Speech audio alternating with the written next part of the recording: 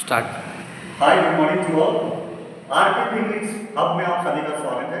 My self Dipankar Mishra and I welcome to all of you RP English hub. आज जो हम लोग टॉपिक डिस्कस कर रहे हैं, it's a basic things is very essential. So today what we are going to discuss that is English grammar. क्योंकि आपको पता है कि जुमला इंग्लिश ग्रामर में कुछ भी पढ़ना और लिखना बड़ी ही टफ है and English grammar is too essential for everyone today. So we are going to discuss about the topic that is called grammar.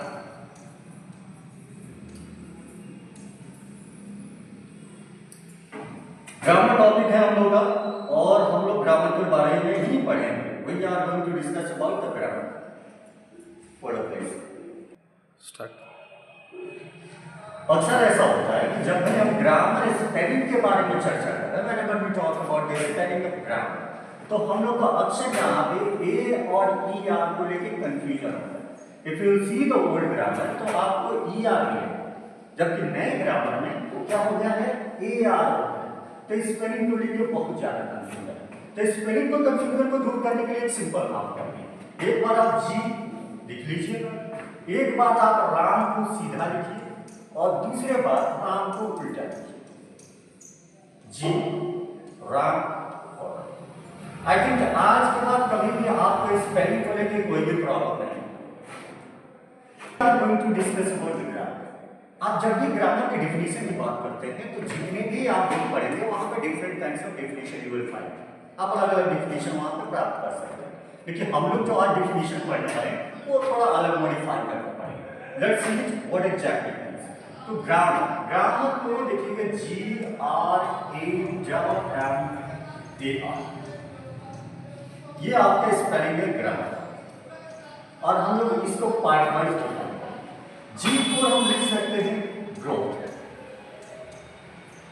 Are for real, A for attitude,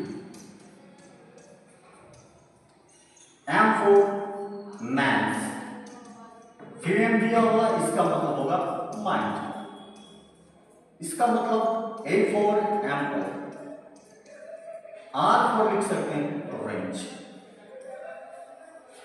अब डिफिनेशन इसके अकॉर्डिंग हम लोग बनाते हैं, तो लिखेंगे definition इसका। What is the definition of the logarithms, इसका मतलब क्या होगा, तो लिखेंगे grammar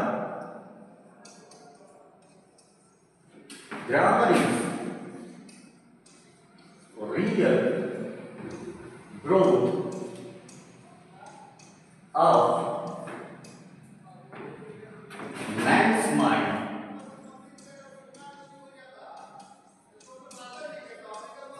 and attitude in ample range।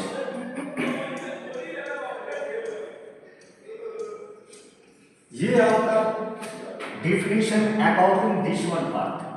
लेकिन जो बेसिक हम लोग शुरू से पढ़ते आ रहे हैं उसको अगर आप देखेंगे तो थोड़ा सा आप अपने पुराने ढंग को देखेंगे। पुराने ढंग को देखेंगे तो यहां लिखा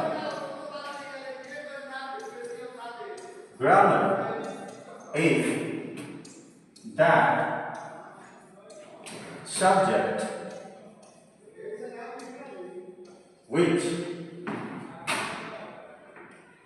which learners to write,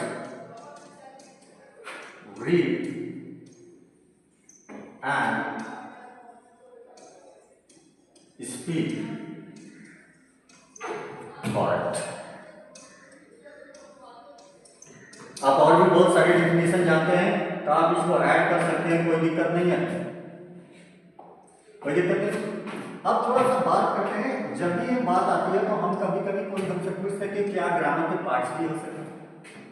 कभी कभी कोई पूछता है कि ग्रामर के पार्ट्स भी हो सकता है। ऑफ कोर्स पार्ट, अगर हिंदी में इसके पार्ट हो सकते हैं तो इंग्लिश में इसके पार्ट भी हो सकते हैं। तो details we are going to discuss about parts of grammar. Parts of grammar देख लीजिए क्या है।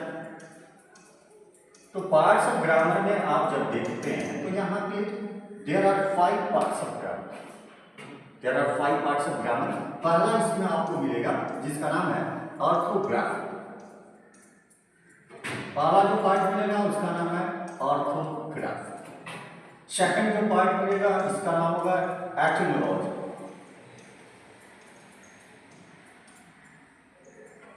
थर्ड जो पार्ट होगा इसका नाम होगा सिंटैक्स।